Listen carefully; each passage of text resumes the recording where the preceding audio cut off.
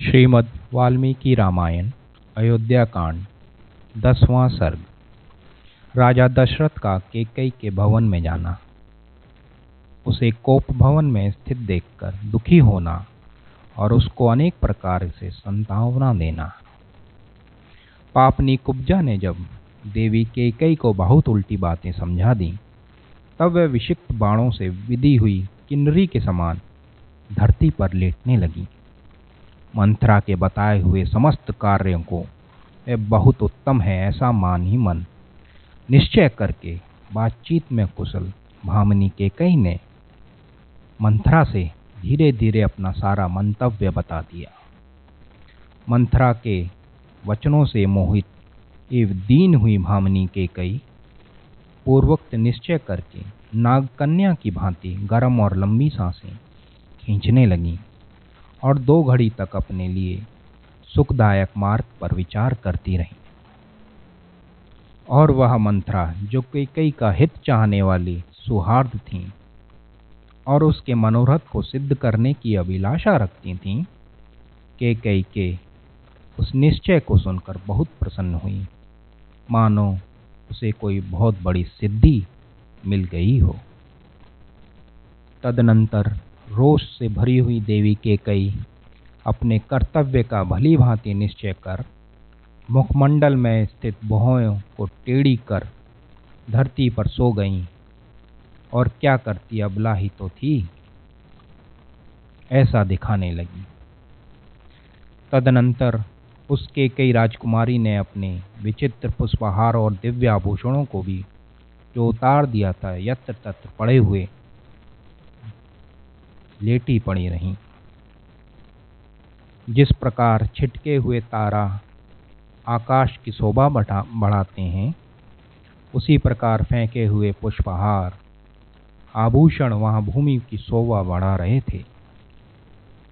मलिन वस्त्र पहनकर और सारे केशों को खोलकर कोप भवन में ऐसी पड़ी हुई थीं जैसे कोई बलहीन अथवा अचेत किन्नरी के समान दिखाई पड़ती थीं।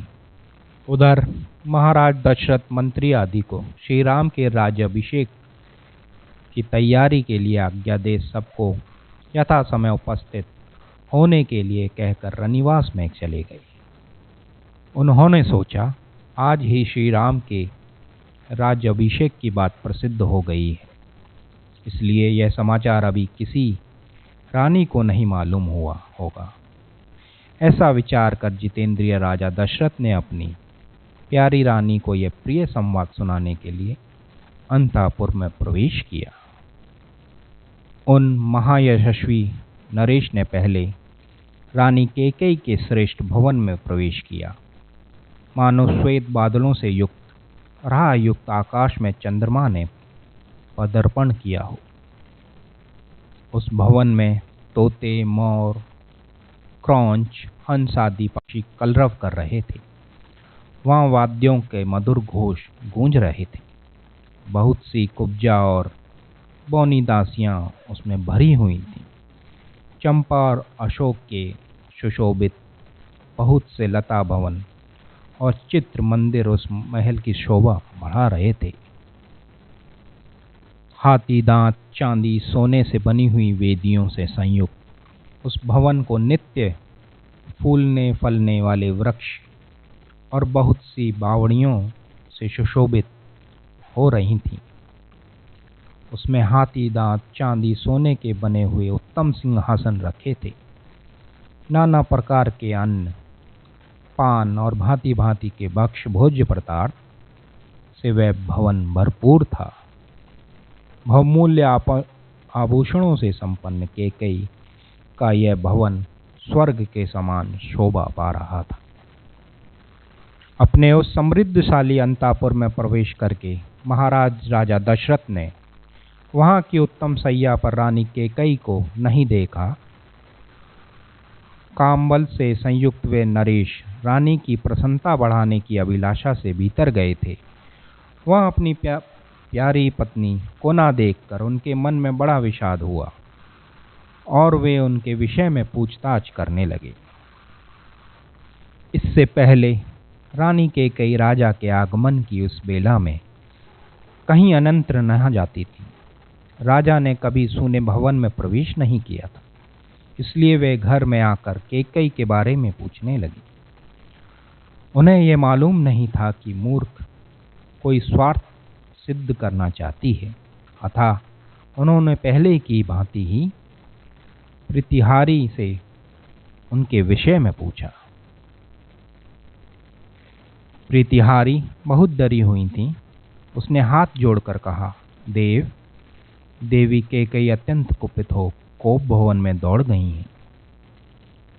प्रतिहारी की यह बात सुनकर राजा के मन में बड़ा दुख हुआ।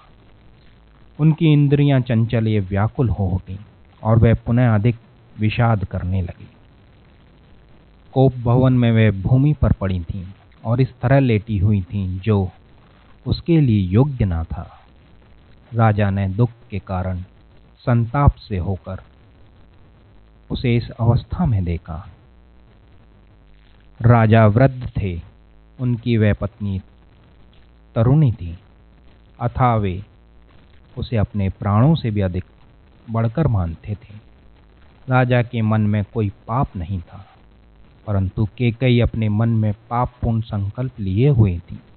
उन्होंने उसे कटी हुई लता की भांति पृथ्वी पर पड़ा देखा, मानो कोई देवांगना स्वर्ग से भूतल पर गिर पड़ी हो। वह स्वर्ग भ्रष्ट देवी, देवलोक से अचेत हुई अप्सरा, लक्ष्य भ्रष्ट माया और जाल में बंधी हुई हिरणी के समान जान पड़ती थीं। जैसे कोई महान गजराज वन में व्याध के द्वारा विक्षिप्त बाणों से विद्ध होकर गिरी हुई अत्यंत दुखित हथनी को स्नेहवश स्पर्श करता है, उसी प्रकार कामी राजा दशरथ ने महान दुख में पड़ी हुई कमल नयनी भार्या कैकेयी का स्नेहपूर्वक दोनों हाथों से स्पर्श किया। उसे इस समय उनके मन में सब और यह भय समा गया था कि ना जाने ये क्या कहेंगी और क्या करेंगी। वे उनके अंगों पर हाथ फेरते हुए इस प्रकार बोले, देवी, तुम्हारा क्रोध मुझ पर है, ऐसा तो मुझे विश्वास नहीं होता। फिर किसने तुम्हारा तिरस्कार किया है? किसके द्वारा तुम्हारी निंदा की गई है? कल्याणी, तुम जो इस समय मुझे दुख देने के लिए धूल में पड़ी हुई हो, इसका क्या कारण है? मेरा चित्त को मत डालने वाली सुंदरी, मेरे मन में तो तुम्हारे लिए सदा ही कल्याण की भावना रहती है। फिर मेरे रहते हुए तुम्हें किस लिए धरती पर सोना पड़ा? जान पड़ता है तुम्हारे चित्त पर किसी पिशाच ने अधिकार कर लिया है। भामिनी, तुम अपना रोग बताओ। मेरे यहाँ बहुत से चिकित्सक कुशल वैद्य हैं, जिन्हें मैंने सब प्रकार से संतुष्ट कर रखा है। वे तुम्हें सुखी कर देंगे। अथवा कहो, आज किसका प्रिय करना है? यह किसने तुम्हारे अप्रिय किया है? तुम्हारे किसी उपकारी को आज प्रिय मनोरथ प्राप्त हो, अथवा किसी उपकारी को अत्यंत अप्रिय कठोर दंड दिया जाए। देवी, तुम न रो, अपनी देह को ना सुखाओ। आज तुम्हारी इच्छा के अनुसार किस अवध्य का वध किया जाए, अथवा किस प्राणदान देने योग्य अपराधी को भी मुक्त कर दिया जाए, किस दरिद्र को धनवान और किस धनवान को कंगाल बना दिया जाए।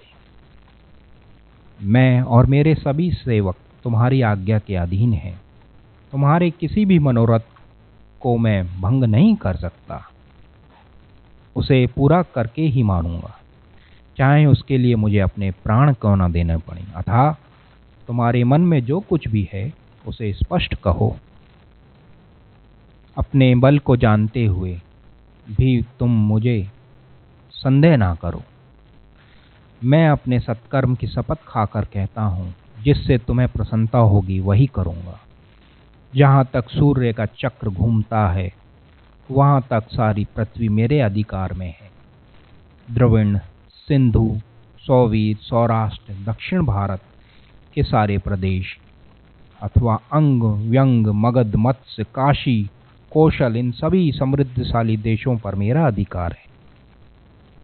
कैकेयी राजनंदिनी, उसमें पैदा होने वाले भांति भांति के द्रव्य, धन्य, धान्य, बकरी, भेड़ आदि जो तुम मन से लेना चाहती हो वह मुझसे मांग लो। भीरू, इतना कलेश उठाने की क्या आवश्यकता है? सुभाने, उठो उठो कैकेयी, ठीक ठीक बताओ तुम्हें किस लिए और क्या भय प्राप्त हुआ है। जैसे अंशुमाली सूर्य कोहरा दूर कर देता है, उसी प्रकार मैं तुम्हारे भय का सर्वथा निवारण कर दूंगा।